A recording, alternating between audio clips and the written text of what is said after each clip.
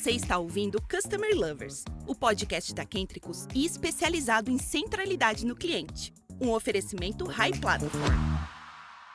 Olá pessoal, tudo bom? Sejam muito bem-vindos ao Customer Lovers, o podcast onde exploramos os caminhos do CX. Eu sou Leonardo Pallotta, CEO e fundador da Paradox Academy, a primeira escola especializada em CX do Brasil. E hoje temos um episódio imperdível, onde vamos mergulhar em estratégias inovadoras que podem transformar a maneira como você se conecta com o seu cliente e, obviamente, principalmente, os caminhos de crescimento da sua empresa.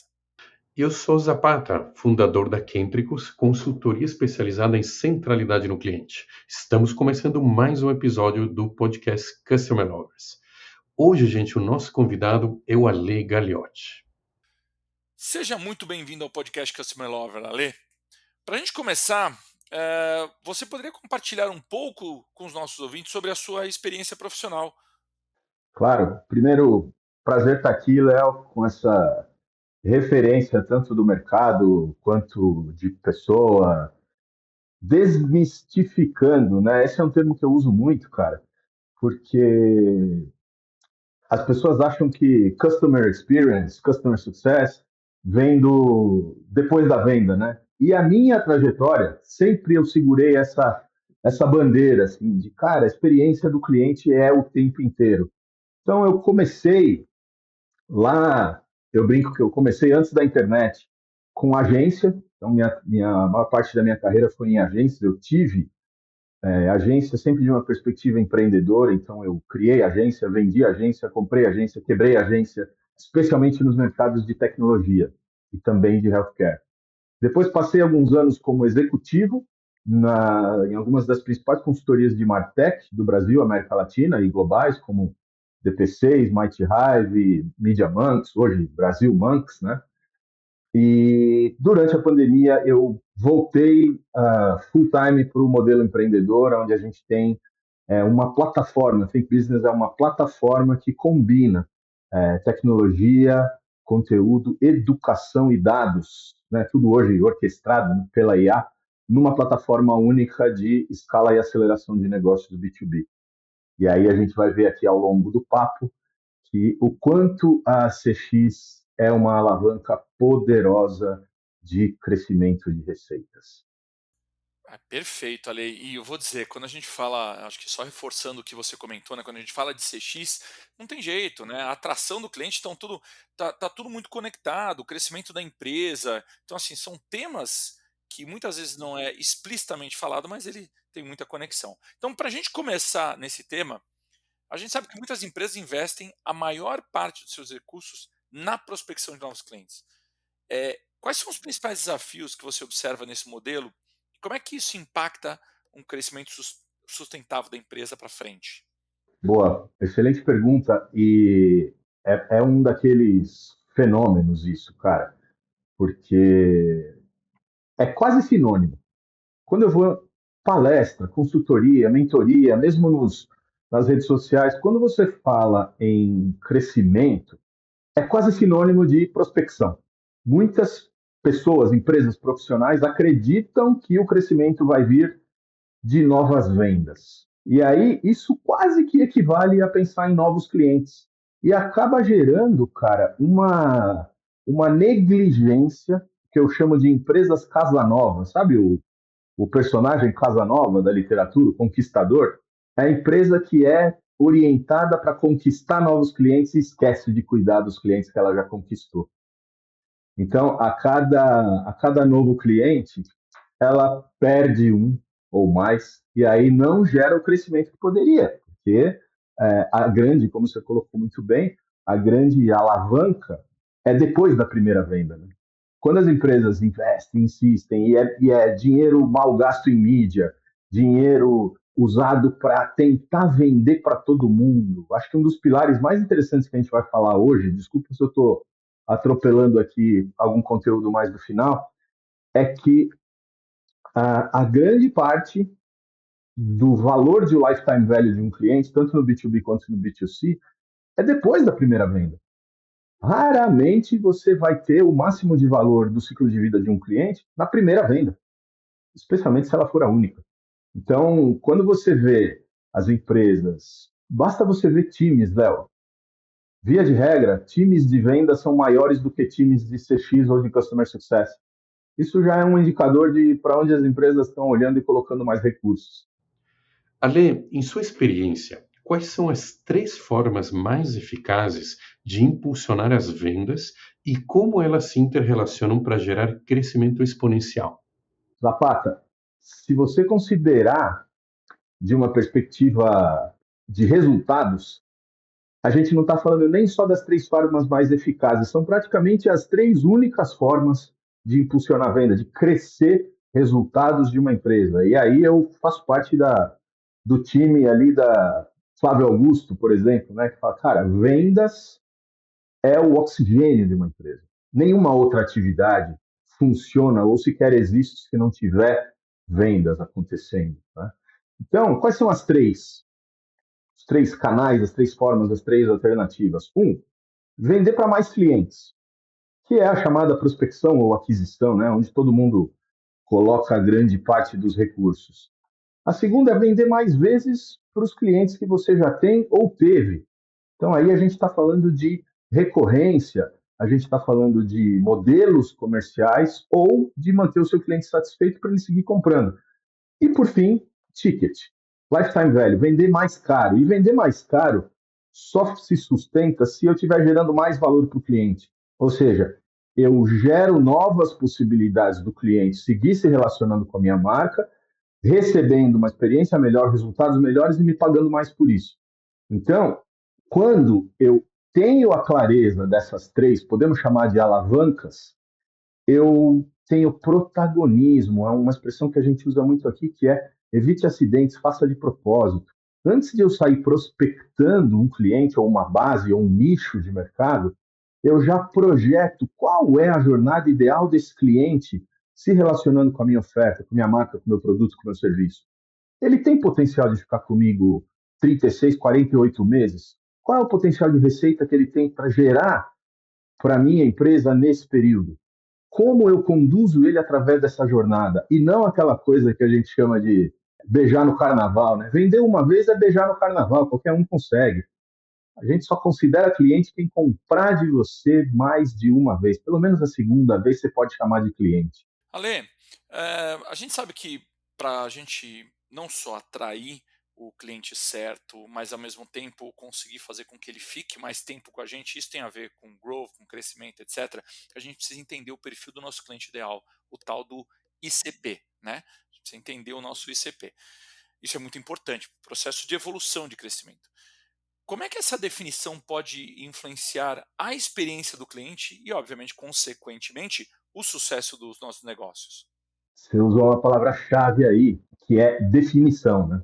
Então, assim, o que seria a premissa básica de quando a gente fala de experiência do cliente? Do cliente, certo? Foco no cliente, customer centricity, tem termos aí diferentes que se referem à mesma coisa, né? Eu tenho uma operação centrada no cliente, na satisfação, no resultado, na experiência do cliente. Quando eu faço a definição do ICP, e aí, de novo, de experiência, cara, a gente está falando aqui de cerca de 1.000 projetos realizados em uma boa quantidade de anos aí, para não entregar a idade, de marketing, de vendas, de fidelização, de upsell, de retenção. Então, a gente tem amostragem, e sempre com esse olhar de dados, a grande maioria das empresas desenha o seu ICP pensando na empresa e não no cliente. Já nasce quebrado o desenho do ICP. Então é assim, quando você fala de ICP, né, perfil do cliente ideal, primeiro critério, as empresas vão, o cara que pode me pagar, se ele tem budget. Usam frameworks no B2B, né, é muito comum usar frameworks tipo Bunch ou Spin Selling, que geram um score, geram uma pontuação daquele cliente. Pouca gente olha, muito pouca, tá, para o que o cliente ganha, qual é o ROI desse cliente. O meu cliente ideal é o que tem mais ROI trabalhando comigo. Esse cliente, olha a jornada dele, a diferença. O funil dele é mais curto, porque tem menos pontos de fricção, porque eu começo a conversa já deixando claro que existe uma atitude de benefício mútuo. Ou seja, em alguns casos, tá? Quando a gente está com o perfil do cliente ideal muito bem definido, muito bem sintonizado, é seguro a gente dizer assim, Léo, o cliente precisa mais de mim do que eu dele. O que eu quero dizer com isso? Se o cliente me contrata, vai ser muito mais relevante o resultado para ele do que para mim. Você imagina um cliente, por exemplo, que contrata uma consultoria com a gente aqui, de growth, e ele vai pagar, sei lá, 100, 200 mil reais por uma consultoria por um determinado período ali, 6 meses, um ano. E a gente gera para ele 2, 3, 5 milhões de reais com essa consultoria. Para quem foi mais relevante? O que fez mais diferença? O resultado que a gente entregou ou os 200 mil que ele investiu? Chega a ser básico, né? E por isso é tão comum que as empresas negligenciem esse fator. O perfil do cliente ideal é sobre o cliente, não é sobre a minha empresa. A experiência do cliente, Ale, é um tema central em sua metodologia. Quais são os principais indicadores que você utiliza para medir essa experiência e como eles se conectam ao crescimento da empresa? Perfeito, Zapata. Cara, indicadores a gente usa, depende bastante do projeto, eles vão sendo decupados, né? Eles vão ficando mais granulares. Mas, via de regra, eu brinco, até tem alguns posts mesmo que falam sobre isso, né? Nesse hype de IA, analytics, dashboards e tudo mais, tem dois indicadores que está tudo resumido ali. O primeiro deles é o CAC, custo de aquisição do cliente. Se você está com o cliente ideal, oferecendo uma experiência ideal para ele, esse cliente vai te custar menos. Ah, o que é custar menos, Ale? Gente, é você transformar um desconhecido num cliente. Alguém que não ouviu falar de você, da sua solução, do seu produto, da sua oferta, em um cliente pagante. E sim, é uma aquisição, por isso prospecção chama aquisição, né? A gente paga, você paga time de vendas, você paga anúncios, você paga eventos, você paga ferramentas. Todo esse custo é computado na jornada pré-conversão. Então, enquanto ele não se torna um cliente pagante, ele está te custando. Por isso a importância do ICP. E, de novo, quando a gente foca o ICP no cliente, a experiência de um cliente que tem relevância, que a nossa solução, serviço ou produto, não importa, tenha relevância para ele, ele é mais engajado desde o início. E aí a experiência dele já começou. A gente usa bastante a expressão de diz, o Customer Success começa no ICP. Fidelização começa no ICP. E aí, especialmente a democratização, né, das tecnologias e a automatização de inbound e tudo mais, parece que a gente tem que sempre olhar para o máximo de clientes possíveis. Eu tenho sempre que olhar para prospecção em lote, prospecção em massa. Não, muitas vezes no one-on-one você vai ter o melhor resultado. Por quê? Porque você consegue entregar a personalização, que gera relevância. Essa é a palavra-chave, tá? A gente está na economia, muita gente fala a economia da atenção, a economia da relevância. A pessoa só vai dar atenção para o que for relevante para ela. E aí, a experiência do cliente é engajamento, tempo, a própria tomada de decisão dele é muito facilitada quando a gente intencionalmente aporta valor desde essa etapa. O Ale, a gente sabe que o pilar cliente é importante, independente do tamanho da empresa. Mas quando a gente está falando de startups ou empresas que estão começando, esse é um fator essencial. Muitas startups enfrentam dificuldades e acabam até fechando as portas, mesmo crescendo. E um dos principais fatores disso é o cliente, não só a aquisição, mas manter ele. Na sua opinião, quais são os principais erros que essas empresas cometem e como é que a gente consegue evitar esses erros e, obviamente, manter o crescimento da empresa? Você trouxe um ponto tão real quanto triste. Infelizmente, testemunho muito esse cenário da empresa, startup especialmente, né, que quebra crescendo. Primeiro, isso é filho de um descolamento entre marketing e vendas. Porque se você olhar as métricas de marketing, parece que está tudo às mil maravilhas. A empresa está trazendo leads, está convertendo leads, e não olha para essas duas métricas que eu acabei de falar, CAC e Lifetime Value. Então, se uma empresa, um lead, um cliente, tem o CAC maior do que o Lifetime Value, acabou. Cada cliente novo que essas startups comemoram quando chega, está te empurrando mais perto para o buraco. É assim, infelizmente, essa ansiedade de eu preciso entregar número, eu preciso mostrar crescimento. Lá no Vale do Silício tem um termo que é o growth at all costs, que é, por exemplo, um modelo que funcionou para o Uber. Compra base, não importa que você vai rodar 10 anos em prejuízo. Você vai expandir base, em algum momento essa base se torna lucrativa. Talvez em alguns cenários muito específicos do B2C isso possa acontecer. Mas como você falou, uma startup que às vezes está ali com um runway de 3 meses, de 6 meses, que é o caixa para ela conseguir se manter de pé, ela não consegue bancar um cliente que não é rentável, mas ela se ilude porque está chegando lead novo. Ah, estão comprando. Tem aquela coisa de uma ansiedade quase que pessoal dos fundadores, de o meu produto é bom, está chegando gente, está chegando cliente.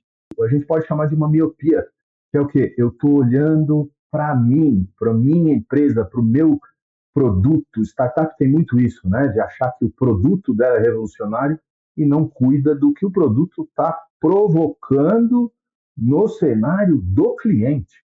E aí o cliente vai embora, porque hoje é fácil, né? Há 20 anos atrás, para você comprar uma solução de tecnologia, que a maioria das startups tem base de tecnologia, custava muito caro. Com o advento do SaaS, né, as soluções por assinatura, software as a service, é fácil você entrar. Você não precisa mais aportar 1, 2, 5, 10 milhões de dólares para ter uma solução funcionando. Mas também é fácil sair. Então, se você se preocupa em aquisição, não oferece uma experiência. E aí o Steve Jobs disse isso muito bem, né? O cliente não sabe o que ele quer, você precisa mostrar. Eu vou além, você precisa esfregar na cara do cliente, inclusive as métricas, os resultados. Olha o que está acontecendo na sua empresa hoje que não acontecia antes de você contratar a gente. Porque cliente, Léo, tem uma coisa, ele se apropria dos benefícios e dos resultados dos primeiros períodos de transformação. Então, você entra numa empresa, você começa a entregar uns resultados, no começo tem os momentos uau. Depois, realmente começa a se apropriar daquilo e acha que sempre foi daquele jeito. Então, a responsabilidade da inovação, de subir a régua, de continuar entregando momentos uau, é nossa. Isso compõe a experiência do cliente e tem que mostrar para ele, senão ele sai antes de dar o payback. Aí essa conta negativa faz a empresa quebrar crescendo e ninguém entende. Fala, pô, a gente estava indo tão bem. Não estava. Estava olhando para as métricas erradas.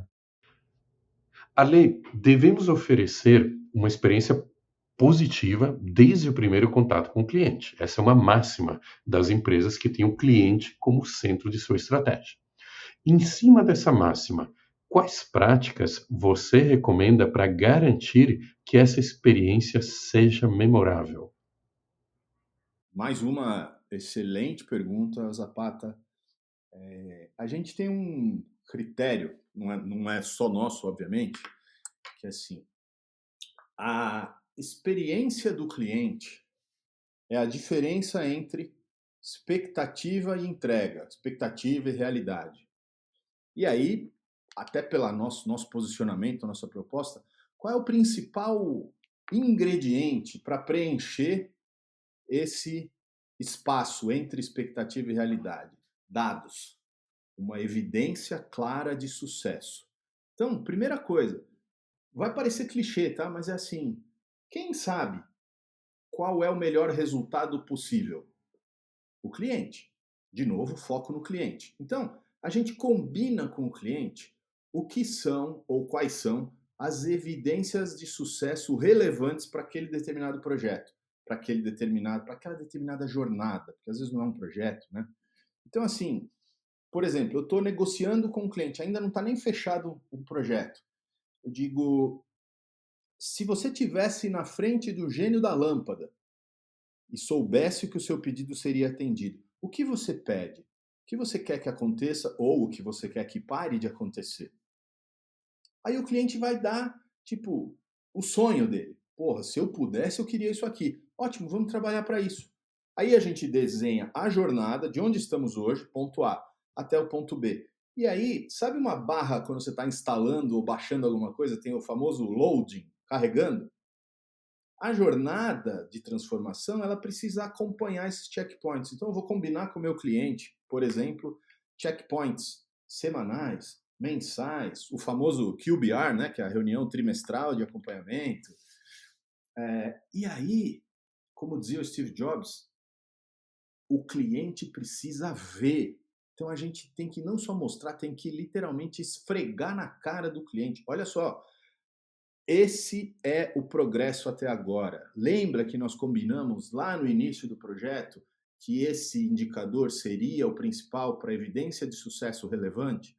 Olha, há 30 dias ele estava X, hoje ele está X mais tanto. Hoje a gente está mais próximo da meta e o que está sendo feito é isso. O que você é capaz de fazer hoje que você não era capaz de fazer antes da gente ter começado?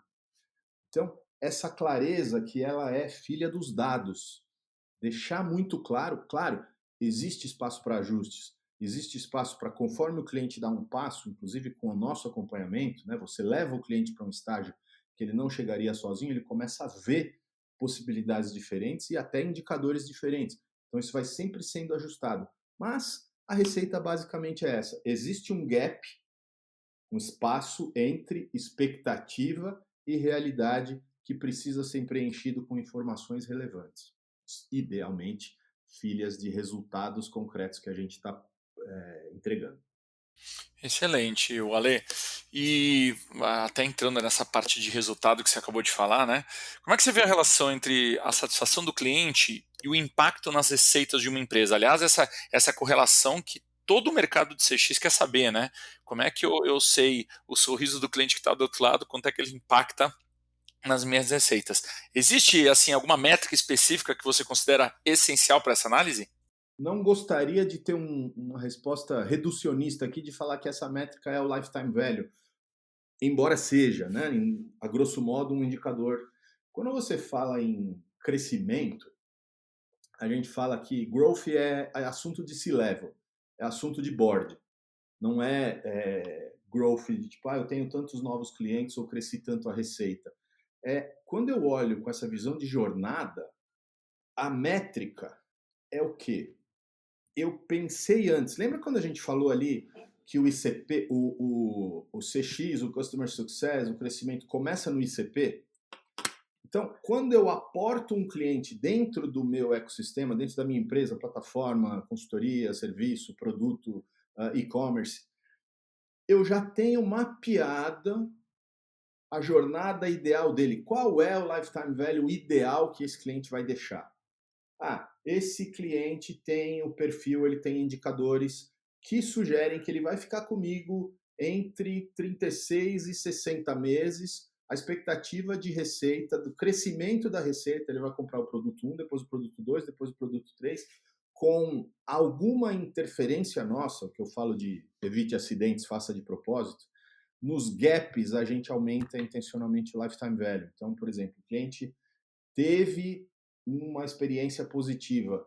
É nesse momento que a gente tem a responsabilidade, até ética, de mostrar para ele o próximo passo, também conhecido como upsell ou upgrade. Né? E aí, assim, eu vou acompanhando. Existia uma projeção lá no início, uma expectativa associada a dados de propensão daquele perfil cumprir aquela expectativa e me entregar tanto de receita em 36 meses. E aí eu vou acompanhando e vou interferindo nessa jornada de uma forma intencional, através de ofertas, através de convites, através de conteúdos, através do relacionamento com esse cliente, programas de indicação, programas de afiliados. E aí a gente sempre por dados, nada de achismos, tá? Então, olha, e esse cliente, ele está indo bem. Está indo bem significa o quê? Lembra do que a gente comentou há pouco das startups que quebram? As startups que quebram crescendo, se você perguntar para o marketing, ele vai te dar indicadores super positivos. Ou seja, precisa olhar para os dados. Os dados contam uma história que pouca gente sabe ler. Ou pouca gente tem coragem de ler a verdadeira história que os dados contam. Finalmente, Ale, você tem alguma história de sucesso de um cliente que implementou suas estratégias e obteve resultados significativos? Você pode compartilhar com a gente essa experiência? Claro, pô, essa pergunta é o sonho de todo entrevistado, né, aqui do podcast, de poder falar de cases. Eu tenho algumas. E como a gente trabalha muito com empreendedores, a gente acaba pegando uma parte, né, um dado que é super importante, embora não tão diretamente mensurável, que é o carinho que a gente desenvolve por alguns projetos, né, por algumas empresas. Então, eu vou primeiro contar um caso enterprise, um caso corporativo, de um SaaS que tinha 3 níveis, né, 3 planos de serviço. E é o clássico modelo, não era exatamente esses termos, mas por questões até de NDA e privacidade eu vou usar esses termos. Eles tinham lá o clássico Silver, Gold e Platinum, né? Os planos com features a mais, funcionalidades diferentes. E aí, pensa comigo, plano Silver por R$1, plano Gold por R$2, o plano Platinum por R$5 mensais a assinatura. E aí, quando a gente chegou nesse cliente, que ele estava num momento pré-M&A, esse é um momento muito importante, onde as alavancas de growth funcionam, né? A gente sempre olha como que essas alavancas impactam valuation, especialmente no mercado empreendedor, startups. É comum que a entrega de valor esteja muito associada à figura dos fundadores.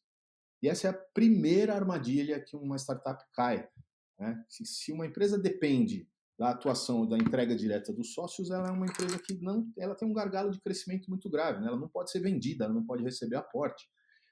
E aí a gente chegou, essa empresa estava num momento de pré-valuation, e a gente analisando, era uma empresa que evoluiu quase um PLG a partir do produto, embora todas as funcionalidades fossem ali já pagas.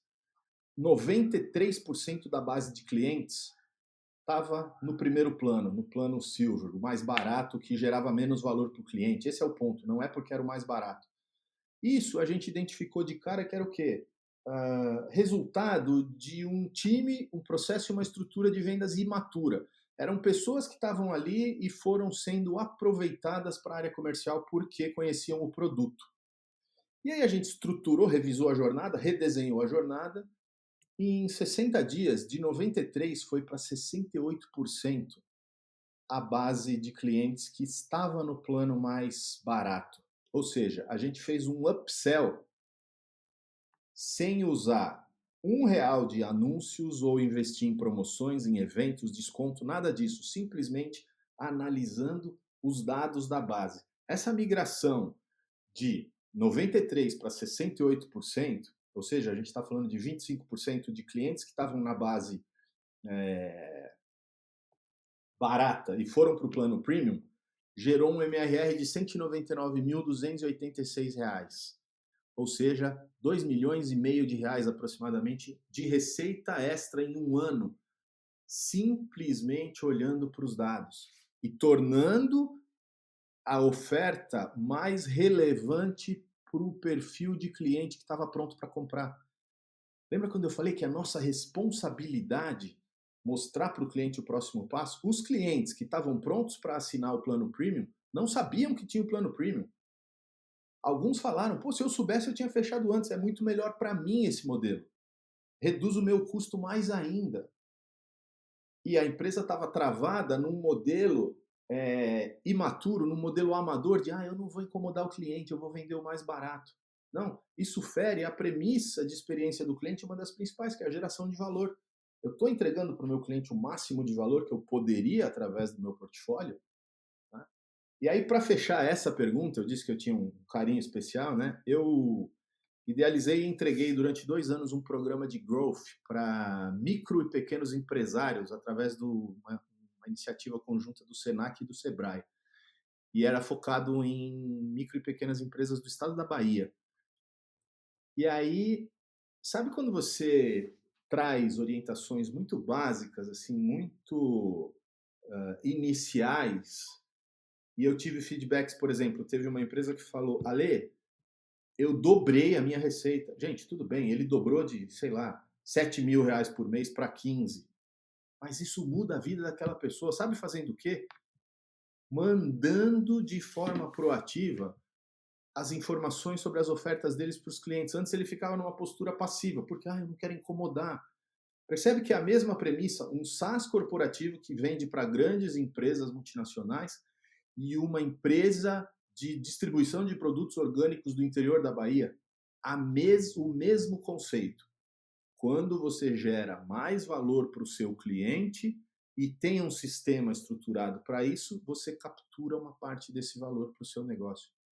Eu escutei uma vez, eu não de verdade, eu queria lembrar o nome da pessoa, mas eu não lembro, foi num evento desses de startups que eu me apropriei desse conceito. Ele falou: o que é uma empresa?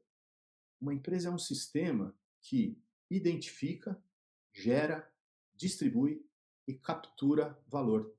Olha que sensacional, que simples essa definição. Você identifica uma forma de gerar valor, gera esse valor, distribui esse valor e captura uma parte desse valor para você, para continuar financiando essa operação. Sensacional. Maravilhosa essa definição ali, maravilhosa. Aliás, como é bom a gente ouvir case, né? Como você mesmo disse, né? Traz para o chão, né? Todas as teorias que a gente acaba trazendo aqui, que é muito bom na teoria, mas e na prática? Na prática vem o case e mostra que deu tudo certo. E é Ou pelo menos possível. para ele deu tudo certo, né? Mas vamos lá, para a gente finalizar, eu queria que você trouxesse um pouco conselhos que você daria para empreendedores que estão começando a implementar estratégias de crescimento focada no cliente. Quase, ou deveria ser, uma redundância, né? Quando a gente fala estratégia de crescimento focada no cliente. Porque não é possível você ter uma estratégia de crescimento se não for focada no cliente. Senão você cai nas tantas armadilhas de... olha só, vou trazer dados, para não deixar, né? Se é a gente aqui, tem que ter algum dado. Um estudo da McKinsey, tá? Ele é pertinente ao universo B2B, mas eu de verdade acredito que ele extrapola esse universo. Quando a gente tenta vender para um cliente novo, ou seja, uma ação de prospecção, aquisição, dependendo de fatores como ticket, se é uma venda consultiva, decisores envolvidos, eu vou conseguir converter de 5 a 20% das tentativas. Ou seja, para cada 10 approaches, para cada 10 negociações, eu vou vender 2 ou meia. Então, eu precisaria de 20 para vender uma, se for 5%, né? Ou eu precisaria de 10 para vender duas. Esse índice, para quando eu faço uma iniciativa de prospecção para a base, ou seja, eu vou tentar vender para quem já é ou foi meu cliente, 60 a 70% das vezes eu converto. Então, é no mínimo mais fácil, mais rápido e mais barato você vender para quem já é seu cliente. Lê, mas como que eu faço para vender para quem já é meu cliente? Volta lá na definição do ICP. Quando você trouxer para dentro da sua base, para dentro do seu ecossistema, do seu CRM, como você quiser chamar, um cliente, já usa esse filtro. Esse cliente, esse perfil, essa empresa tem potencial de comprar mais vezes? De fazer uma jornada evolutiva dentro do meu portfólio e juntos a gente gerar cada vez mais valor? Então, eu sei que soa um pouco redundante, né? Mas se resume a isso. E aí, o básico do básico do básico. Lê, mas como que eu sei o que o cliente quer? Vou trazer um dos temas que é bem legal das minhas mentorias ou palestras. Vou convidar uma provocação aqui para o ouvinte do Customer Lovers, que a gente sabe que tem já um nível pré-qualificado muito bom, né? Mas eu, sem pesquisar, nem no Google, nem em nenhuma IA, Perplexity, GPT, vocês sabem qual foi o primeiro CRM da história? Sem muito suspense, eu vou responder. O primeiro CRM da história é aquela cadernetinha da vendinha da rua de trás da casa da nossa avó, que o seu Zé anotava ali, sabe? O seu Leonardo veio aqui e comprou leite. O seu Zapata veio aqui e comprou o pãozinho de X. Aquilo ali era muito mais do que um histórico de pagamentos, penduras que ele tinha que cobrar. Ali estava anotado o que ele sabia que cada cliente mais comprava, o que cada cliente gostava. Então, por que eu trouxe isso? Gente, você quer saber o que o seu cliente prefere? Você quer saber o que significa uma experiência positiva para o seu cliente? Pergunta para ele. Simples assim. Não adianta você criar uma stack de tecnologia conforme bot, agente de IA, tentando adivinhar. Pergunta para o cliente, qual é a sua dor? O que você gostaria que acontecesse ou que parasse de acontecer? Lembra da historinha do gênio? O que te deixaria feliz? O que te tira o sono? E trabalha dentro dessas informações. Minimizar o que incomoda, potencializar o que ele espera que aconteça. Só isso vai mudar radicalmente os seus resultados, eu tenho certeza. É o simples que funciona, galera. Muito bom, Ale, muito bom. Cara, Ale, eu queria agradecer imensamente por sua participação aqui no podcast Customer Lovers, trazendo essa conexão entre o Growth e o CX, que é super importante, né? Mais uma vez, Ale, obrigado. E assim, gente, encerramos mais um episódio do Customer Lovers. E a gente queria agradecer a todos por nos acompanharem e fiquem ligados nas os próximos episódios, nas próximas temporadas também, onde continuaremos a explorar temas que são muito relevantes para o sucesso do cliente e para a experiência do cliente também. Obrigado, pessoal. Até a próxima. Você acabou de ouvir o Customer Lovers, o podcast da Kentricus com o oferecimento da High Platform. Visite nosso perfil no Spotify e se liga em todos os episódios que já rolaram por aqui.